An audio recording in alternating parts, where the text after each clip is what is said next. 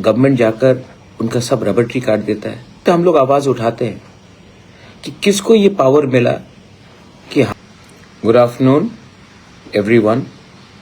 मैं आपका सिर्फ 5 मिनट लूँगा फेसबुक लाइव में।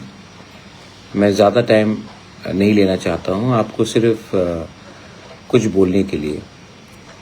मुझे कल एक फ़ोन आया था पूर्णचंद्र जमातिया से कि एक यूथ है मनधन त्रिपुरा, उन्होंने उनका पूरा रबर का बागान को ओवरनाइट काट दिया गया।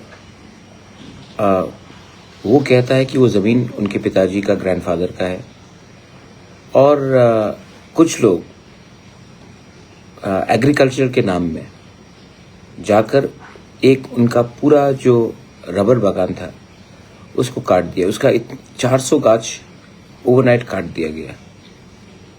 मैंने उनका वीडियो भी देखा है और मतलब कि एक व्यक्ति को मतलब इतना अत्याचार करके टारगेट करके उनको ये करना, ये वीडियो देखकर वो रो रहा है, उसके फैमिली, मुझे बहुत खराब लगा।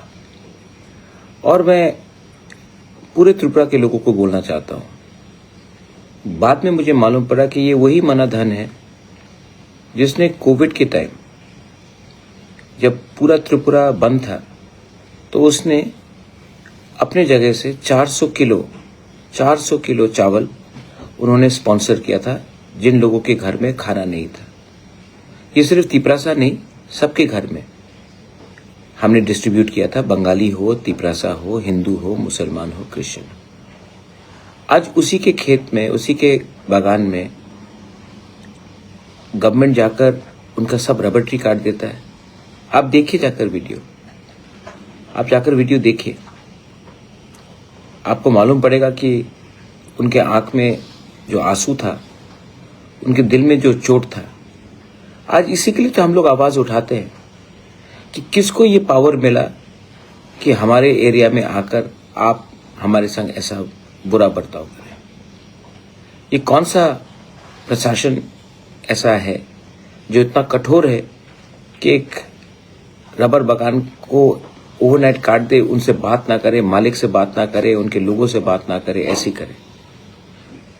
और ये यही लड़का है जो कोविड के टाइम उन्होंने 400 किलो चावल डोनेट किया था हम सबको, सिर्फ ट्राइबल को नहीं, बंगालीज को भी। क्यों? यही तो जब होता है तब लोगों के दिल में चोट आता है।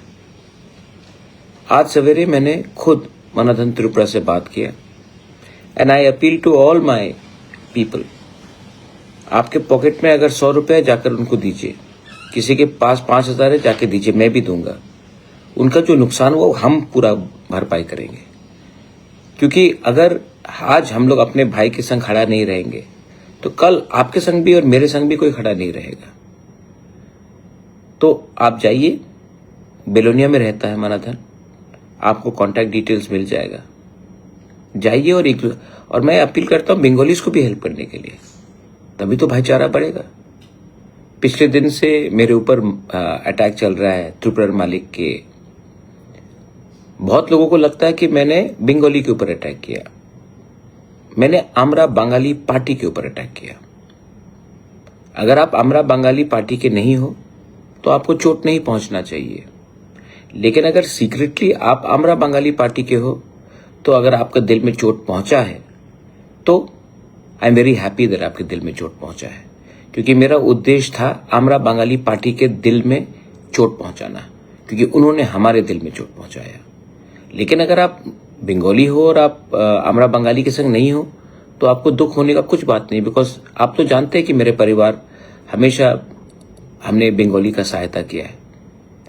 नोआखाली के टाइम से, बांग्लादेश वॉर के टाइम से, आज भी मेरे सबसे अच्छे दोस्त बंगालीज हैं और मैंने कभी ऐसा बंगाली के खिलाफ सोचा नहीं। जब से तिपरा मोथा आया तब से एक वायलेंस नहीं हुआ ट्राइबल बंगाली के बीच में। पहले तो वायलेंस हर टाइम होता था, मैंने ये सब कंट्रोल किया। लेकिन अगर आपको लगता है कि मेरा अटैक आपके ऊपर है तो ये गलत है।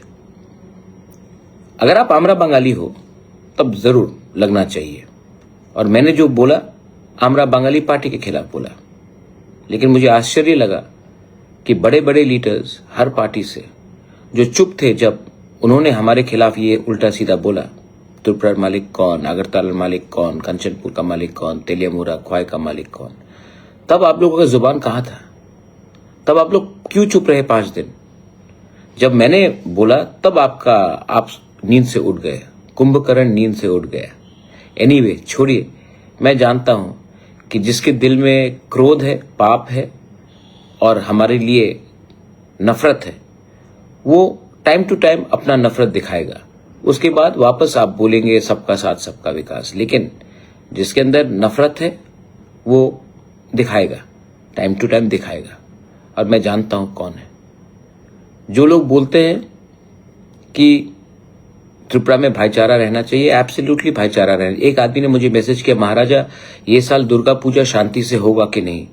भाई, आपसे ज्यादा अच्छा हिंदू मैं हूं। मैं आपकी पूजा में आऊंगा, मैं बेलोनिया साबरूम में पूजा में जाऊंगा, मैं अगरतला में पूजा में मंडप में जाऊंगा। आप ईश्वर को पॉलिटिक्स से मत जोड़िए। ईश्वर पॉलिटिक्स से 1000 टाइम हमेशा बड़ा होता है। ईश्वर ईश्वर होता है और हम सब ईश्वर को सामने सर झुकाते हैं। लेकिन हां, मैं पॉलिटिशियन कोई भी हो उसके सामने सर नहीं झुकाऊंगा। झुकाऊंगा तो भगवान के सामने, गॉड के सामने और उनके सामने जो भाईचारा और प्रेम और मोहब्बत के बारे में बात करता है।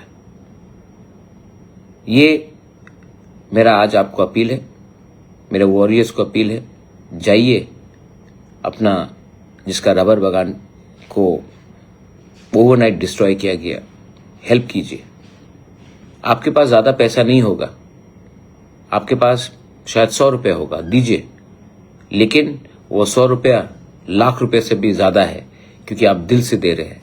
और जो प्रशासन जबरदस्ती करके एक गरीब आदमी का रबर बागान को बर्बाद कर देता है, उनका भी सर झुकना चाहिए।